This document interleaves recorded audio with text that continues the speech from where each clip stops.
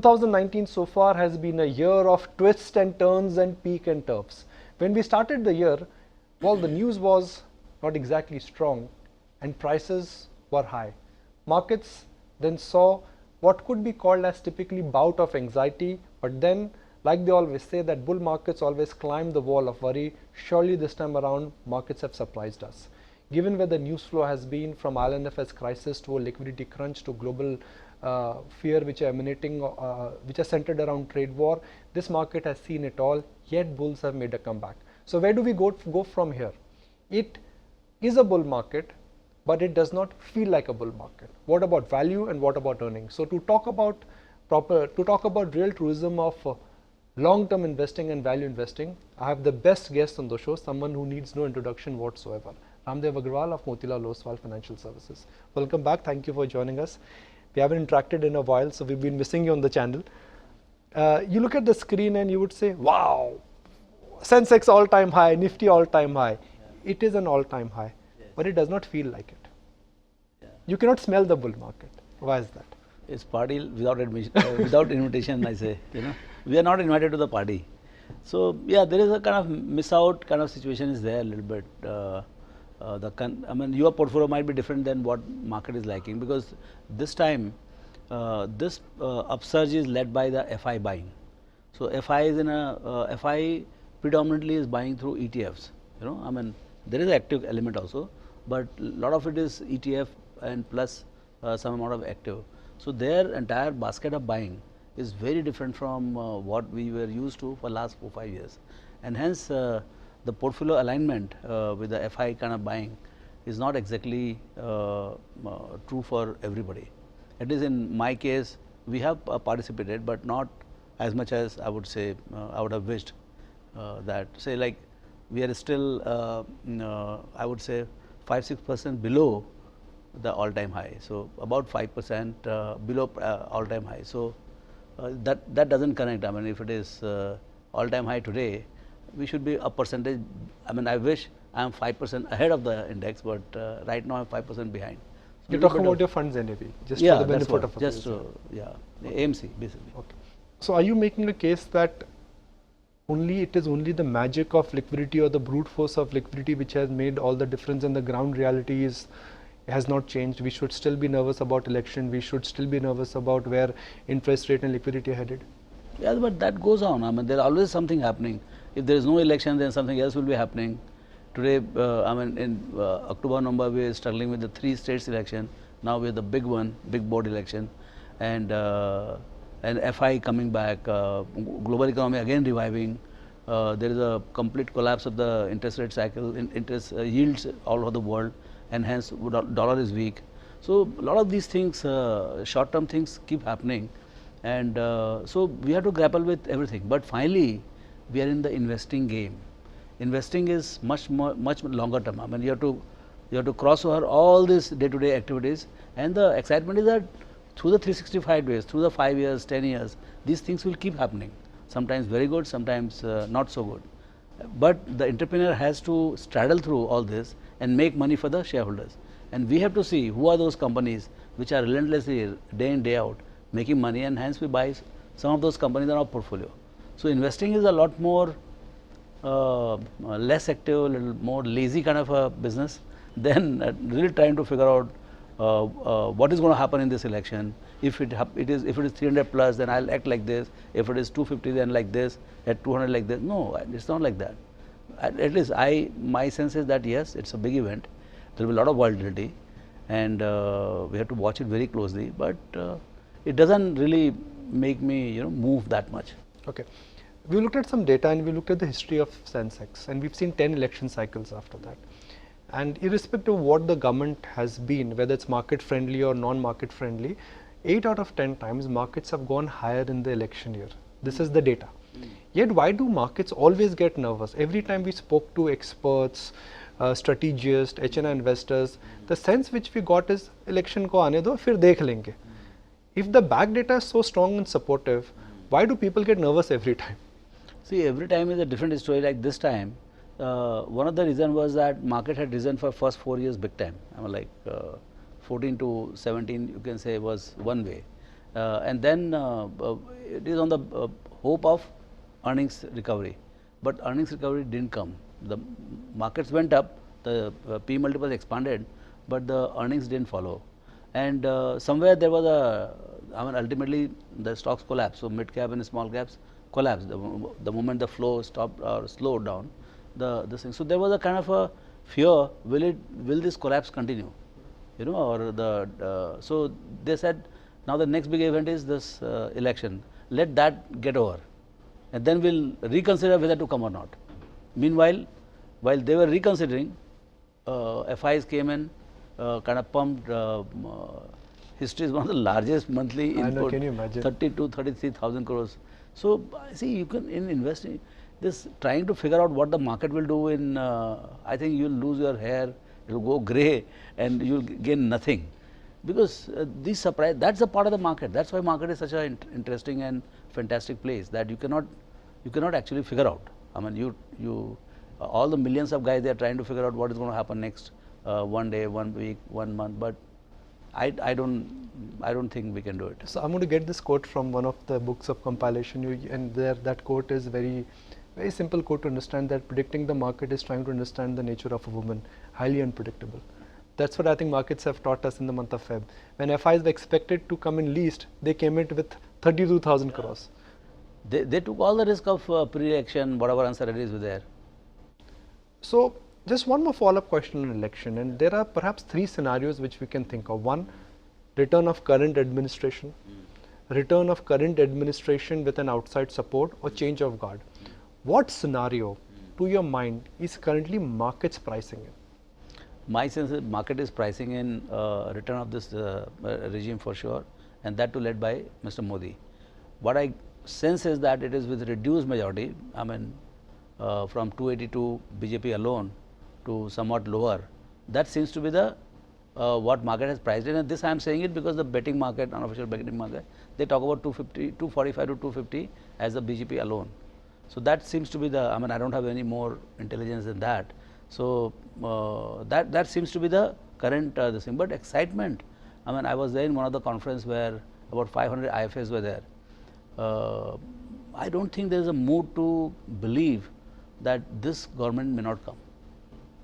So that second alternative, I mean, between this government and the other government, I don't think there is any, I would think that there is any adequate understanding of what happens if by chance this government doesn't come. I think market is completely sitting on to believe that this government is coming for sure. You always believed in a theory of remaining fully invested. 5%, 7% cash is a timing. No, not even 5, just about 1 or 2. You always remain fully invested. Yeah, right? yeah. Is this a good strategy? Do you think this works? It has worked for me. It keeps me off this daily headache. If you don't have money, what is the point in asking the prices of everything? Isn't it? I mean, of course, we keep working around the companies we have or the new ideas to find. We have the conferences, we keep going to the companies. But see, even if you have say 10% cash, okay, so and 90% you are in the stock market, what is your wish to the God? What will you pray? Should the market go down or should the market go up? If you pray to the God that market should go down, in 90% in any case you'll be chopped. You know, which is going to be your main allocation. So we must look at our allocation. Our allocation is always, I mean, even if I have 5% cash, it is in stocks. You are on the bull side. So better the market does well, and so that your bulk of the money is doing well. Now for deploying that 5% or 10%, that opportunistic, you know, every day you are breaking your head. You are finding, so your lot of brain power goes in managing that 5% only, and 90% remains unmanaged. What I have said, I don't want to give disproportionate large amount of time, because ultimately any human, see, one thing is that investment management is a very individualistic effort. I was also bearish. If you had taken me interview, I would sound You spoke on the budget day, you were not very bullish. Yeah, not bullish, but I was 100% invested. So my portfolio strategy is very clear. I will remain 100% invested, but since conversation has to happen on some merit, it will happen.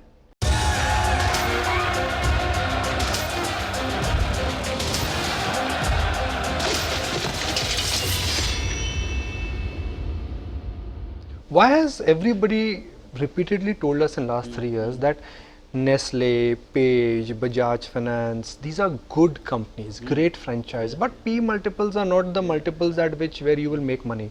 Is that true for somebody who is a 10-year time frame? Yeah, I mean, yes and no. See, what is your return requirement? That is very important. If you want to make 12-13%, I mean, these are wonderful companies to go because they are fully priced. There is no surprise. You are not bringing anything on the table. When you go to buy Page, when you go to buy Nestle, you are buying liver.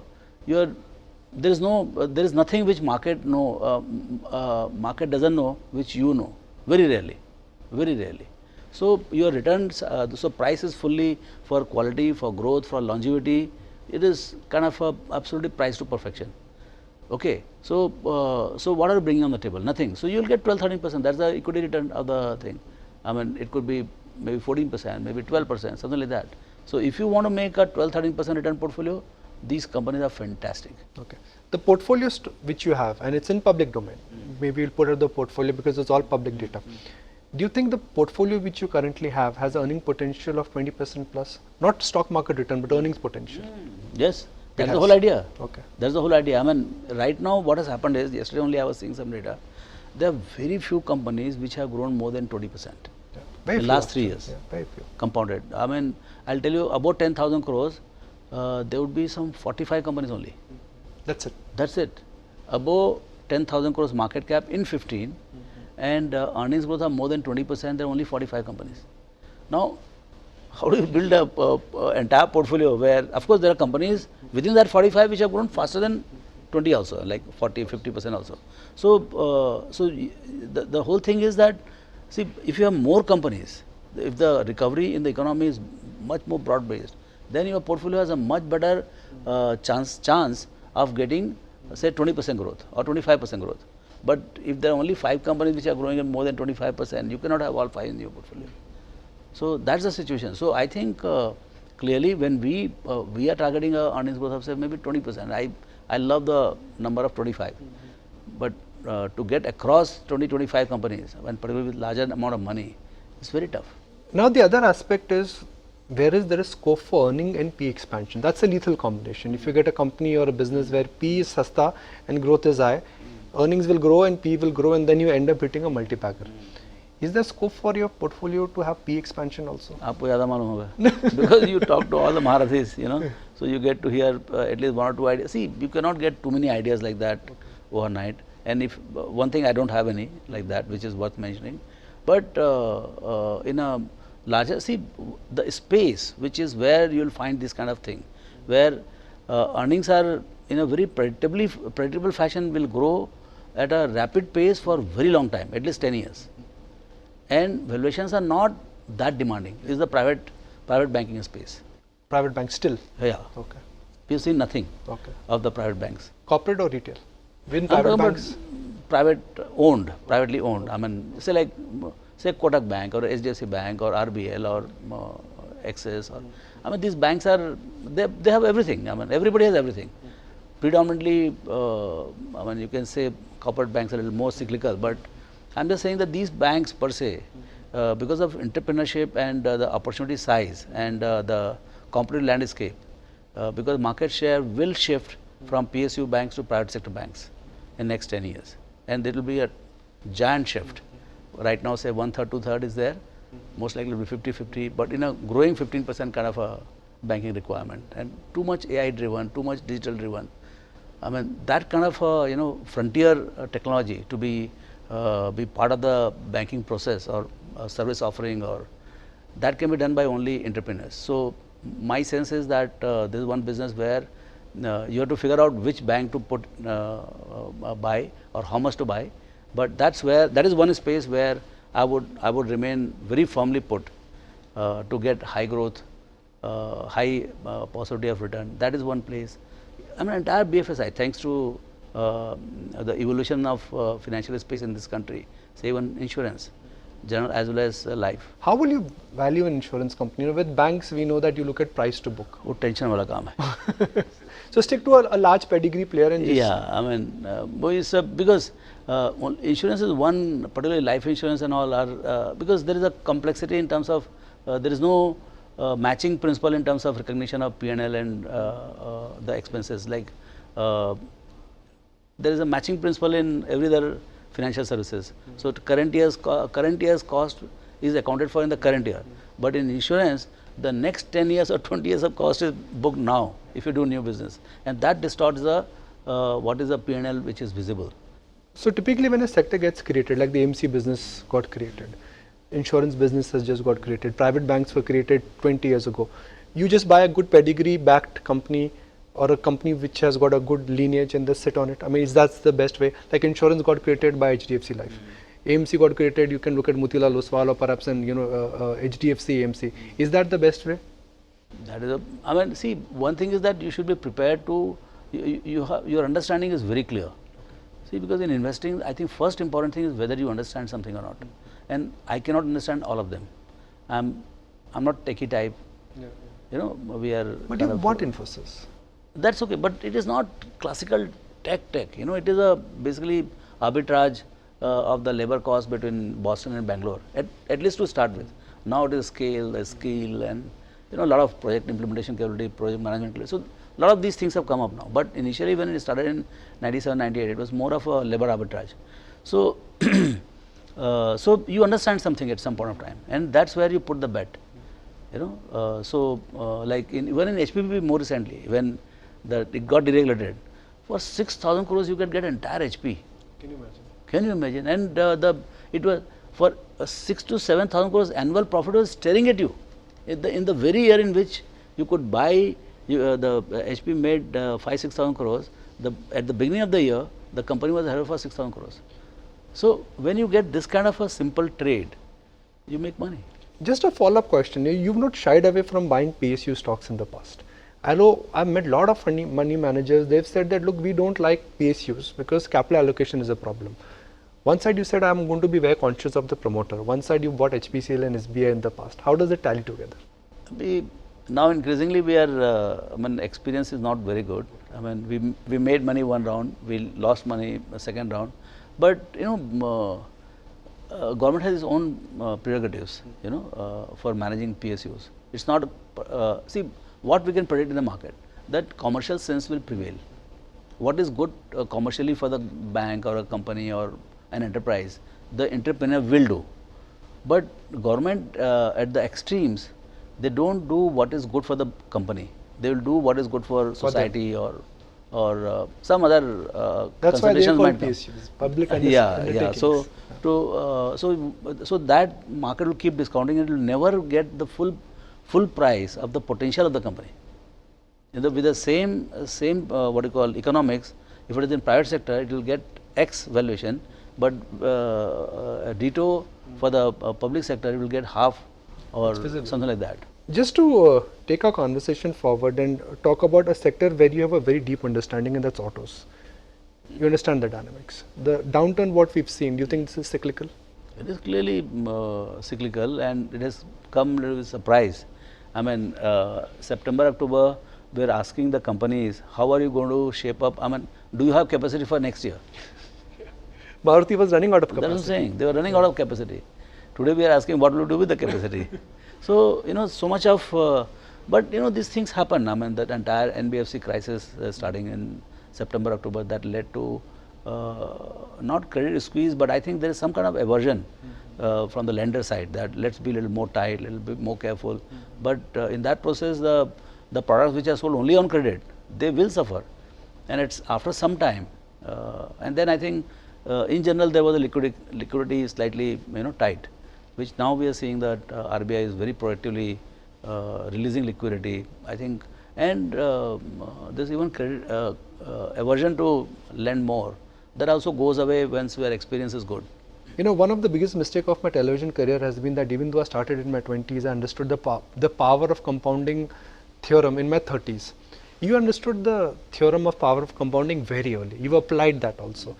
So when you look back and say that, look, this is something which I would like to change about my investing career, and if I have to write a letter to my son, what would I like to write in that letter? Start early, because power of compounding is about not as much about the rate, but more so about the longevity of the rate. At 25% is a wonderful rate. Very high rate by any standard. But 25% in 5 years is 3 times. Okay. but 10 years is 10 times, 20 years is 100 times, 30 years is 1000 times, and 40 years is 10,000 times, and 50 years is 1 lakh times.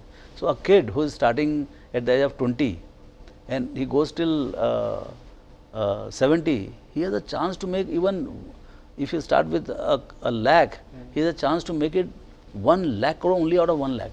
So if you have to, let's say, write a letter to your son, how do you think the letter will start? And how do you think the letter will end? Purely your investment wisdom you have to pour in. Yeah, so I mean, I would still think that you must understand where you are investing. That understanding has to come to anybody who is trying to, because it's a risk capital. You don't make money everywhere. Like you buy gold, wherever you buy gold, after 5 years if gold price is double, everybody's gold price is double. That doesn't happen in equities. Equities is very patchy, you know, because there are some good companies and bad companies. Time is friend. Compounding will work only in good companies, not in bad companies. And let me tell you, 85–90% of the companies are bad companies. They are not compounded enterprise. Otherwise, the world will become so rich. Everybody can't be compounding. So there are all types of companies, good and bad, great, good, gruesome. So there are good and great companies, and there are a lot of bad companies. We have to fundamentally avoid getting sucked into bad companies at cheap prices, because those companies are available at low prices. You put your money, you become long-term investors, and finally you destroy the capital. So we have to, that black hole, and which is very large in the markets, and not only in India, all over the world. You have to avoid that, and that comes only if you understand the economics of why the business will prosper. That you have to understand. You know, I had a pleasure of interacting with Mr. Ramesh Damani in beginning of when I asked him, you know, what is the biggest investment regret of your life? And he said, Nikunj, I've identified a lot of multi-baggers, but I never allocated big capital. What would you say is your biggest regret? Or do you have any regrets? No, I think I enjoyed every bit of it, because see, you evolve. See, you start with zero capital. So you will have a lot of challenges. Zero capital and zero understanding. So everything is a multi-bagger now. Zero capital and zero understanding, you imagine.